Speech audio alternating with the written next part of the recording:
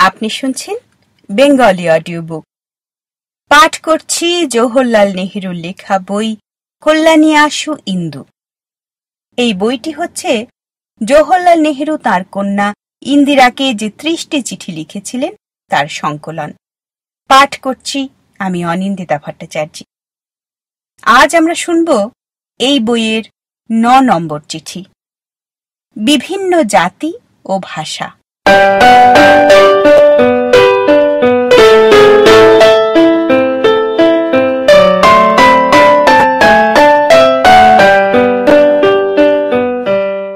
পৃথিবীর কোন অংশে মানুষ প্রথমে জন্ম নিয়েছিল বা কোন অঞ্চলে তারা প্রথমে বসতি করেছিল তা আমরা সঠিকভাবে বলতে পারি না।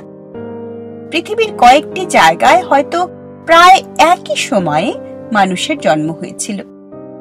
সম্ভবত তুষার যুগের হিমবাহ যখন গলে গিয়ে উত্তর দিকে সরে যেতে থাকে, মানুষ তখন অপেক্ষাকৃত উষ্ণ অঞ্চলে বসবাস করতে থাকে।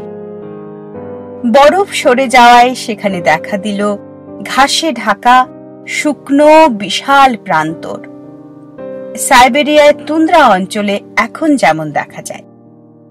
এইসব জায়গা নিশ্চয়ই তৃণভূমিতে পরিণত হয়েছিল। মানুষ সেখানে চারদিকে ঘুরে বেড়িয়ে তাদের পোষা গরু ছাগলের জন্য ঘাস সংগ্রহ করত। এইসব মানুষ কোনো একটা নির্দিষ্ট জায়গায় বাস করত না। তারা সব সময়ে এক জায়গা থেকে অন্য জায়গায় ঘুরে বেড়াত। এজন্যে তাদের বলা হতো যাযাবর। এখনো পৃথিবীর বহু দেশে, এমনকি ভারতেও বেদেদের মতো যাযাবর দেখা যায়। মানুষ প্রথম দিকে নিশ্চয়ই বড় বড় নদীর ধারে বসতি করেছিল, কারণ এই সব জায়গায় জমি ছিল খুব উর্বর এবং চাষবাসের উপযোগী। এখানে প্রচুর জল পাওয়া যেত এবং সহজেই জমিতে খাদ্য উৎপাদন করা যেত। সেজন্য আমাদের মনে হয় মানুষ ভারতে সিন্ধু ও গঙ্গা, মেসোপটেমিয়ায় টাইগ্রিস ও ইউফ্রেটিস এবং মিশরে নীল ইত্যাদি বড় বড় নদ নদীর ধারে বসতি করেছিল। চীন দেশে এভাবে বসতি গড়ে উঠেছিল। ভারতে সবচেয়ে প্রাচীন যে জাতির কথা আমরা জানি তারা হলো দ্রাবিড় জাতি। পরে দেখব ভারতে এসেছিল আর্য এবং পূর্ব এশিয়ার মঙ্গল জাতির লোক। বর্তমানে দক্ষিণ ভারতে যেসব লোক বাস করে তাদের বেশিরভাগই দ্রাবিড় জাতির বংশধর। অপেক্ষাকৃত বেশি দিন ভারতে বসবাস করার ফলে দ্রাবিড়দের গায়ের রং উত্তর ভারতের অধিবাসীদের তুলনায় বেশ কালো। দ্রাবিড়রা ছিল খুব উন্নত সভ্য জাতি। তাদের নিজস্ব ভাষা ছিল। অন্যান্য জাতির সঙ্গে তারা ভালোভাবে ব্যবসা বাণিজ্য করত। কিন্তু আমরা বোধহয় একটু তাড়াতাড়ি এগিয়ে যাচ্ছি। সেই প্রথম যুগে মধ্য ও পশ্চিম এশিয়ায় এবং পূর্ব ইউরোপে একটি নতুন জাতির উদয় হচ্ছিল। এদের বলা হয় আর্য জাতি। সংস্কৃত ভাষায় এই আর্য নামে একটি শব্দ আছে যার অর্থ হল ভদ্র মানুষ বা উঁচু বংশের মানুষ। আর্যদের অন্যতম ভাষা ছিল সংস্কৃত। এর অর্থ তারা নিজেদের খুব ভদ্র এবং উঁচু বংশের মানুষ মনে করত। নিজেদের সম্পর্কে তাদের মনে বেশ অহংকার ছিল, এখনো যেমন অনেকের মধ্যে দেখা যায়। তুমি জানো, একজন ইংরেজ নিজেকে পৃথিবীর শ্রেষ্ঠ মানুষ বলে মনে করে। একজন ফরাসিরও ধারণা তারাই পৃথিবীর শ্রেষ্ঠ জাতি। জার্মান, আমেরিকান এবং অন্যান্য লোকেরা নিজেদের এই রকমই ভাবে। এই আর্যরা উত্তর এশিয়া এবং ইউরোপের বিস্তীর্ণ তৃণভূমি অঞ্চলে ঘুরে বেড়াত। কিন্তু যতই তাদের সংখ্যা বাড়তে থাকে এবং আবহাওয়া ক্রমেই শুষ্ক ও ভূমি তৃণহীন হতে থাকে, সকলের দরকার মতো খাদ্য মেলা কঠিন হয়ে পড়ে। খাদ্যের সন্ধানে বাধ্য হয়ে তারা পৃথিবীর অন্যান্য জায়গায় চলে যেতে থাকে। এইভাবে তারা ইউরোপের সব জায়গায় ছড়িয়ে পড়েছিল এবং ভারতবর্ষ, পারস্য এবং মেসোপটেমিয়ায় এসেছিল। এজন্য বলতে পারি, এখন পরস্পরের মধ্যে যতই পার্থক্য থাকুক, ইউরোপ, উত্তর ভারত, পারস্য এবং মেসোপটেমিয়ায় প্রায় সমস্ত মানুষের পূর্বপুরুষ ছিল একই জাতি, আর্য। অবশ্য এসবই বহু বহু কাল আগের ঘটনা। তারপর মানুষের জীবনে অনেক কিছু ঘটেছে। জাতিতে জাতিতে ব্যাপক মিশ্রণ ঘটেছে। সুতরাং আর্যরা হল পৃথিবীর বর্তমান মনুষ্য জাতির এক মহান পূর্বপুরুষ।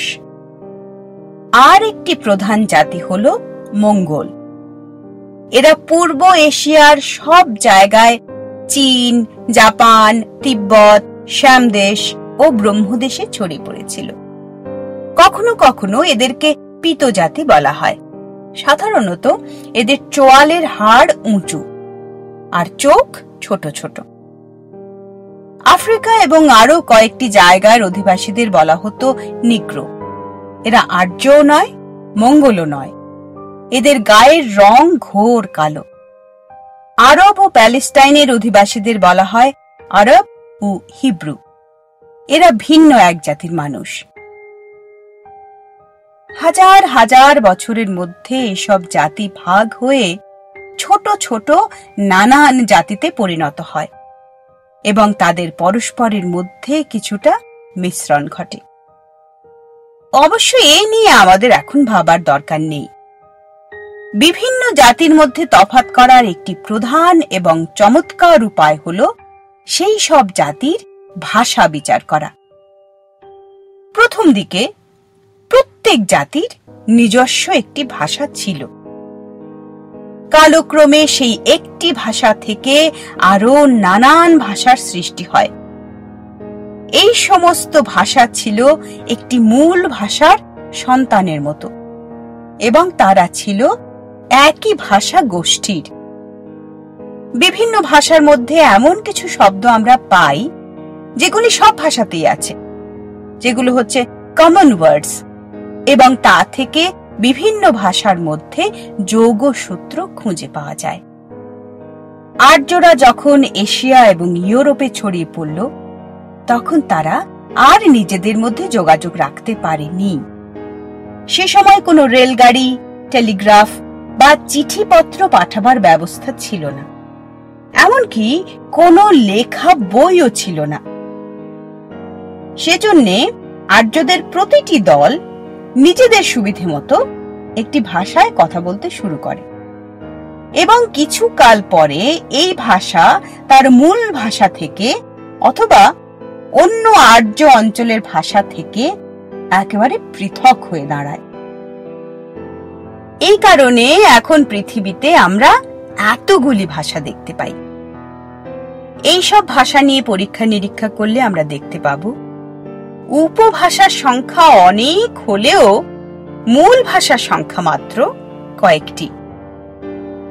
উদাহরণ হিসেবে বলা যায়, আর্যরা যেসব জায়গায় গিয়েছিল সেখানে আর্য গোষ্ঠীর ভাষা চালু হয়েছিল। সংস্কৃত, ল্যাটিন, গ্রিক, ইংরেজি, ফরাসি, জার্মান, ইটালীয় এবং আরও কিছু ভাষা হল যেন সহোদর, এবং এই ভাষাগুলি এসেছে আর্য গোষ্ঠীর ভাষা থেকে। হিন্দি, উর্দু, বাংলা, মারাঠি, গুজরাটি প্রভৃতি ভারতীয় ভাষার উদ্ভব হয়েছে সংস্কৃত ভাষা থেকে, এবং এই ভাষাগুলিও আর্য গোষ্ঠীর ভাষা। আর একটি প্রধান ভাষা গোষ্ঠী হল চীনা ভাষা। এই গোষ্ঠীর মধ্যে রয়েছে চীনা, বর্মী, তিব্বতী ও শ্যামদেশের ভাষা। তৃতীয় ভাষা গোষ্ঠী হল সেমীয় ভাষা বা সেমেটিক ভাষা। এর মধ্যে রয়েছে আরবি ও হিব্রু ভাষা।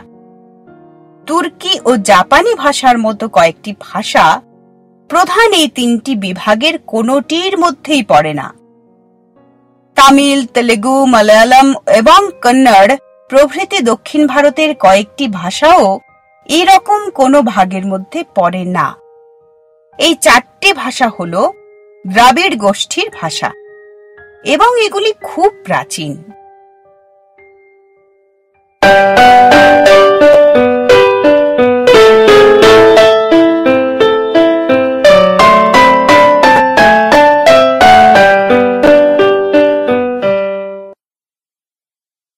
এতক্ষণ শুনছিলেন জওহরলাল নেহেরুর লেখা বই কল্যাণীয়াশু ইন্দু এর ৯ নম্বর চিঠি।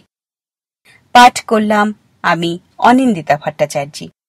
এই বইয়ে সংকলিত অন্যান্য চিঠিগুলি শোনার জন্য শুনতে থাকুন bengali audiobook.com। ধন্যবাদ। নমস্কার।